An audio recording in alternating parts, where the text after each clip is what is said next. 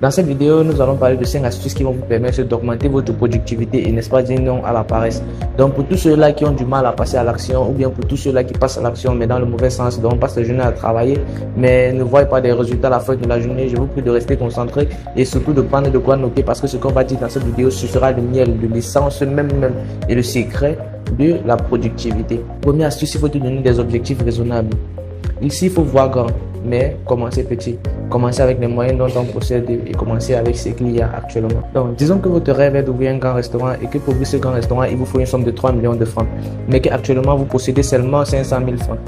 Au lieu de vous plonger, n'est-ce pas, dans la procrastination et dans la paresse, ce qui va vous empêcher d'avancer comme 99% des personnes, vous pourrez tout simplement vous fixer un objectif raisonnable en commençant par exemple avec un petit restaurant tourne dos ou n'est-ce pas avec un restaurant mobile, ce qui vous permettra donc, n'est-ce pas, d'évoluer progressivement vers votre objectif que vous vous êtes fixé.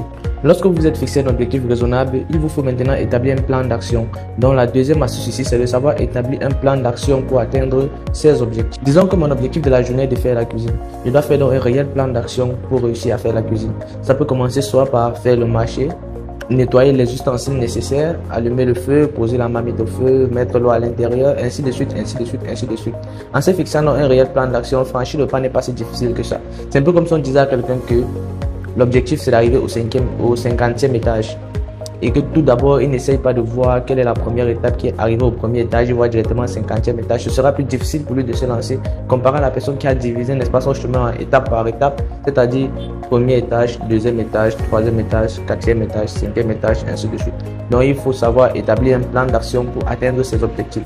Lorsque vous avez même établi vos objectifs, il y a des fois où vous ne pourrez pas réellement les atteindre. Donc il faut comprendre que vous êtes un humain, vous n'êtes pas parfait et vous pouvez faire des erreurs. C'est ça la troisième astuce. Savoir que vous êtes un humain et que vous n'êtes pas parfait.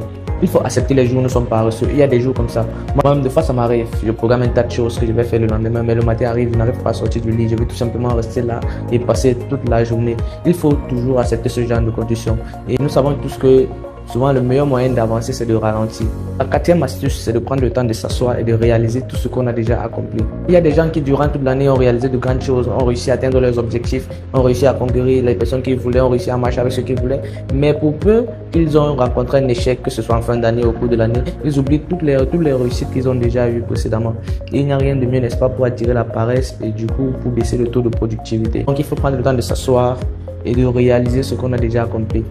Vous allez voir, il y a beaucoup de personnes qui ont régulièrement ce qu'elles veulent, mais pour une fois qu'elles n'ont pas ce qu'elles veulent, elles se concentrent uniquement sur ce qu'elles n'ont pas eu au lieu d'essayer de regarder également ce qu'elles ont déjà eu.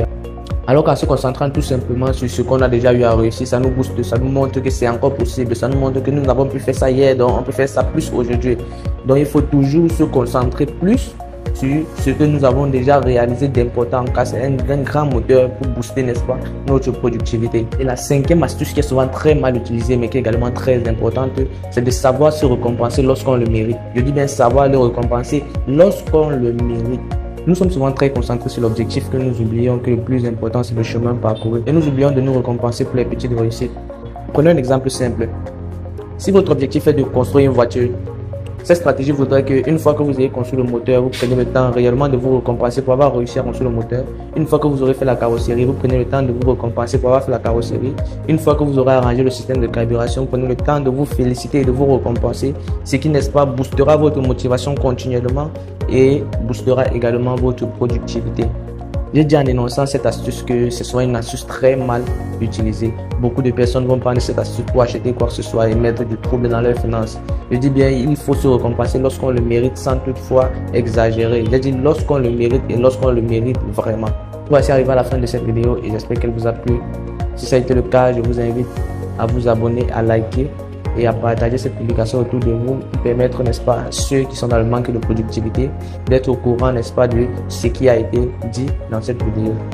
Merci et à très bientôt dans une prochaine vidéo.